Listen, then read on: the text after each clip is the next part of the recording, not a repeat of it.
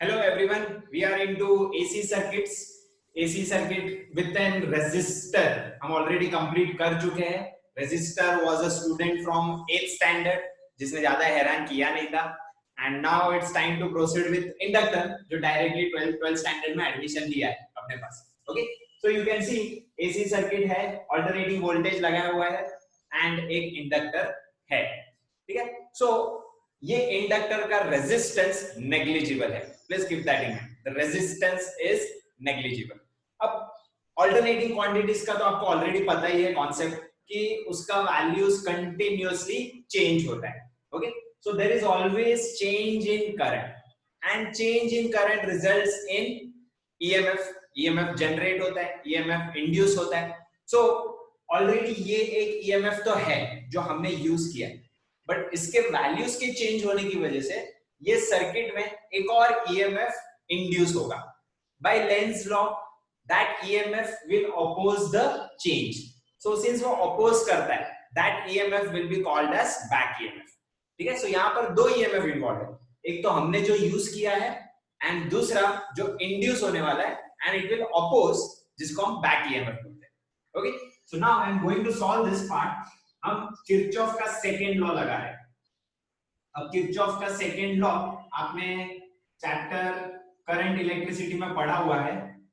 So you can refer third lecture of chapter current electricity. Short में बताता हूं. The algebraic sum of all the potential difference and all the EMF is equal to 0. अब potential difference का formula क्या है? I into R. But यहां पर मैंने आपको पहले ही बोला रेजिस्टेंस तो हम नेग्लिजिबल कंसीडर कर रहे हैं. करेक्ट. सो आर ही नहीं है तो पोटेंशियल डिफरेंस भूल जाओ. बट ईएमएफ तो है. यस, दो ईएमएफ है. ओके, स्मॉल ई ये जो हमने यूज किया है एंड दूसरा एक बैक ईएमएफ भी होगा और इन दोनों का एल्जेब्रिक सम आपको क्या देगा? 0. ठीक है. अब आपने इंडक्टेंस के चैप्टर में ऑलरेडी बैक ईएमएफ का फॉर्मूला पढ़ा हुआ है. It is minus L di by dt is equal to 0. अब नेक्स्ट पार्ट होगा E is equal to L di by dt. Next step हम di को अलग कर देते हैं, बाकी सारे टर्म्स को उधर. तो that is how di is equal to E dt divided by N. अब हमको फाइंड करना है टोटल करंट. सो कहीं ना कहीं इंटीग्रेशन करना पड़ेगा. सो मेरा नेक्स्ट स्टेप होगा integration of di is equal to integration of this n.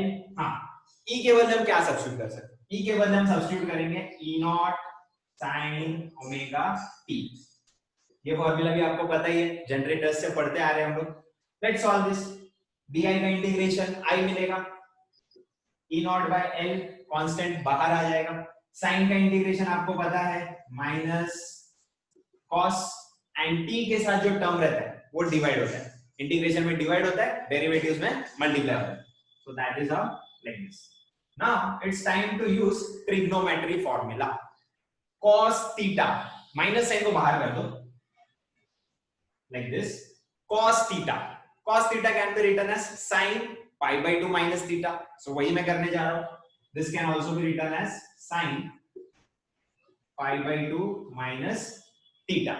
Okay, ये माइनस साइन को अंदर मल्टीप्लाई कर दो. So you will get I is equal to E naught omega L sin omega t minus pi by 2.